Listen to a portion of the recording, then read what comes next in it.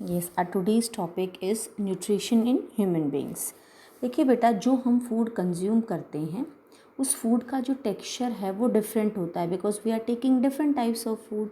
हम अपने खाने में डिफरेंट डिफरेंट तरह की चीज़ें खाते हैं and that food has to pass through the same digestive track.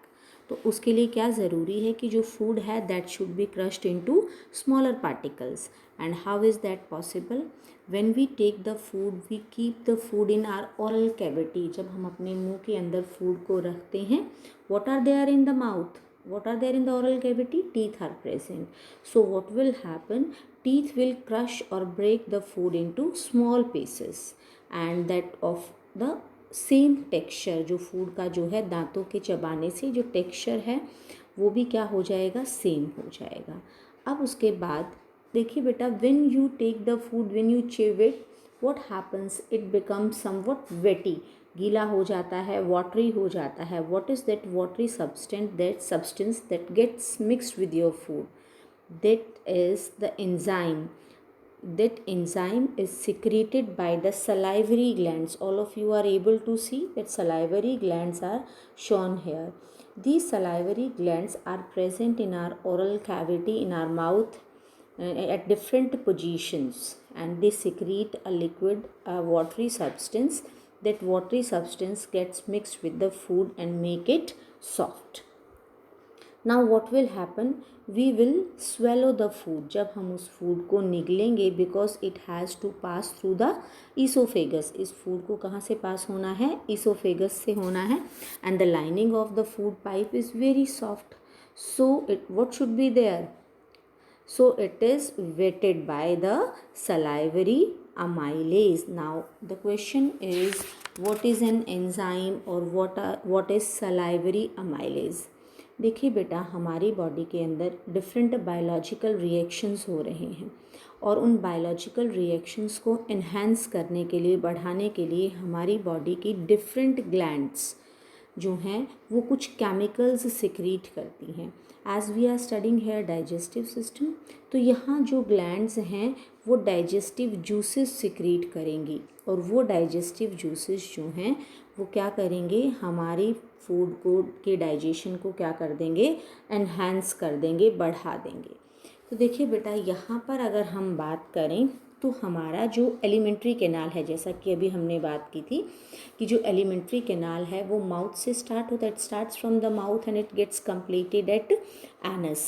और इसके साथ जो है एसोसिएटेड ग्लैंड्स भी हैं, सलाइवरी ग्लैंड जिसकी अभी हम बात कर रहे हैं.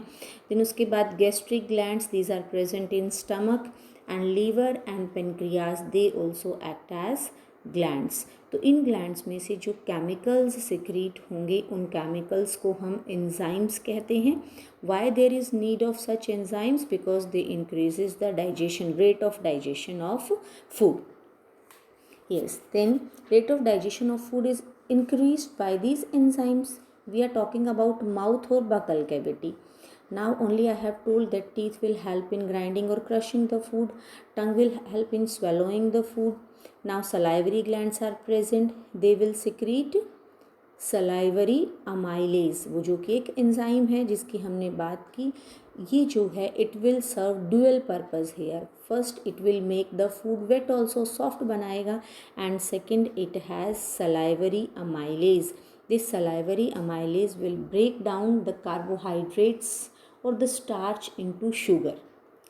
ठीक है, तो जो है ये स्टार्च को शुगर में कन्वर्ट कर देता है. अगर हम टीथ की बात करें, टीथ क्रश कर रहा है. देखिए बेटा, टाइप्स ऑफ टीथ जो है, there are 4 types of teeth in humans mouth oral cavity: incisors, canines, premolars and molars. सबसे पहले जो इंसाइजर्स की अगर हम बात करते हैं तो इन्हें हम कटिंग टीथ बोलते हैं. देन आते हैं केनाइन्स. केनाइन्स आर टीयरिंग टीथ. ये जो हैं फूड को टीयर करने के लिए काम आते हैं.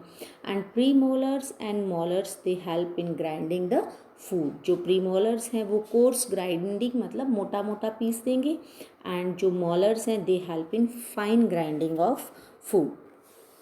As we are talking about the salivary glands, as I have just told you that salivary glands make the food soft also, and it secretes the salivary amylase also. The other name of salivary amylase is ptyalin. So what will happen when we take food, आपने अपने मुंह के अंदर जो है food रखा, food के में जो है कार्बोहाइड्रेट्स हैं, स्टार्च है, ठीक है, और इस एंजाइम की प्रेजेंस में वो जो स्टार्च है that will get converted into sugar, sucrose. देखिए बेटा, सिंपली जब आपने एक एक्सपेरिमेंट करके देखिए कि आप जो है चपाती लीजिए, ये उसके साथ कोई वेजिटेबल वगैरह ना लगाएं, या फिर अगर आप सिंपली कॉर्न खाते हैं, जब मक्का खाते हैं उसको चिव करते रहिए, या कच्चे चावल ही आप खाकर देखिए, and what you will feel that after few seconds you will feel sweet taste in your mouth, from where that sweet taste has come. अगर हमने कॉर्न खाई, या हमने कच्चे राइस खाए, या हमने सिंपल चपाती खाई, there was no taste earlier in the beginning, but when you kept on chewing that, जो सलाइवरी अमाइलेज है वो मिक्स होता रहा फूड के साथ, और इसने क्या किया, जो फूड के अंदर जो कार्बोहाइड्रेट थी, जो स्टार्च थी, उसको किस में कन्वर्ट कर दिया, शुगर में कन्वर्ट कर दिया। So here it is written sucrose और maltose, these are the forms of sugar. Here it is shown, mouth will intake the food, teeth will chew or grinding of food, tongue will help in rolling and tasting of food. All of you know that there are taste buds on our teeth. Our teeth has 4 types of taste buds: sweet, sour, salty and bitter. These type of foods can be tasted by our tongue. Salivary glands we have just talked about, that it secretes salivary amylase and that converts starch into sugar. So these are the various processes which are taking place in our oral cavity. And now the next is esophagus. What is esophagus? Esophagus is the food pipe. Another name of esophagus is food pipe. What will happen when we will swallow the food? जब हम खाने को निगलते हैं, food जो है हमारी ऑरल cavity से, अब उसे कहाँ जाना है, it has to reach to stomach, so it will go through the food pipe. Oesophagus जो है वो एक कनेक्टिंग लिंक का काम करेगी, and it will carry the food from the mouth और the oral cavity to the stomach. Now see how the food will pass through the oesophagus और food pipe. जो फूड पाइप है, इसके जो muscles हैं वो कॉन्ट्रैक्ट और relax करते हैं continuously, and because of that contraction and relaxation, continuous contraction and relaxation के कारण जो फूड है it will travel through the food pipe, उस फूड पाइप से जो फूड है वो ट्रैवल कर पाता है, and this continuous contraction and relaxation of the food pipe in a rhythmic way in order to push the food forward is known as peristaltic movement or peristalsis. Yes, now rhythmic contraction and relaxation is clear to you. Food pipe will keep on contracting and relaxing in a rhythmic way, and it will move the food to the forward direction towards the stomach. Now what is stomach? Stomach is a bag-like structure. It is somewhat J-shaped organ we can say, and it has highly muscular walls. इसकी walls जो हैं उनके पास खूब सारा muscles present होते हैं, and when food enters into the stomach its size increases. Now what is the function of the stomach? जो इसकी जो हाईली मस्कुलर वॉल्स हैं they help in churning the food. Churning का मतलब होता है rotating the food at the faster speed. Now जो walls of the stomach हैं, यस बेटा, यहाँ पर आपको जो चीज़ ध्यान रखनी है कि यहाँ जो स्टमक की जो वॉल्स हैं उन वॉल्स से एक तो हाइड्रोक्लोरिक एसिड सिक्रीट होता है।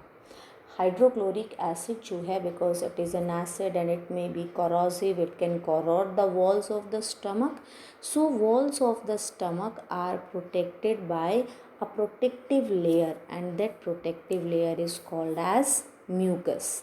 यानी हमने क्या पढ़ा, स्टमक ने क्या रिलीज़ किया, हाइड्रोक्लोरिक एसिड, प्रोटेक्शन के लिए क्या प्रेजेंट है, म्यूकस प्रेजेंट है। Now the question comes, why there is need of hydrochloric acid if it may be harmful for the walls of the stomach? Yes, there is need of hydrochloric acid because an enzyme pepsin is secreted by the walls of the stomach.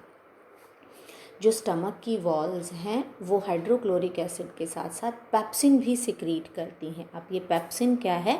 Pepsin एक enzyme है जो कि proteins की digestion में help करता है।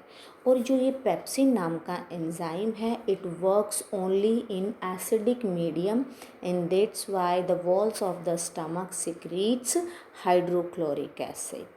ठीक है। And what is the role of the mucus? Mucus protects the walls of the stomach. Pepsin for digestion of proteins, P for pepsin, P for proteins.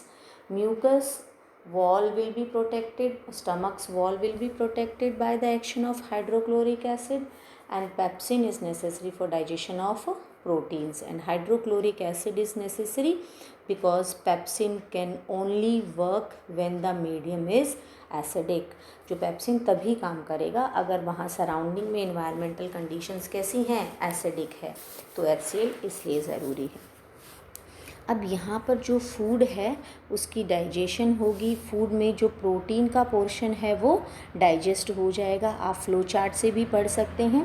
Stomach से जो सिक्रीट हो रहे हैं जूसेस, क्योंकि स्टमक की वॉल भी juice secrete कर रही है, एंजाइम सिक्रीट कर रही है, तो यहाँ पर स्टमक की जो सेल्स हैं या स्टमक जो है वो गैस्ट्रिक ग्लैंड्स का काम कर रहा है और उनसे गैस्ट्रिक जूसेस सिक्रीट हो रहे हैं। और ये तीनों गैस्ट्रिक जूसेस में क्या क्या हैं? Pepsin, hydrochloric acid and mucus.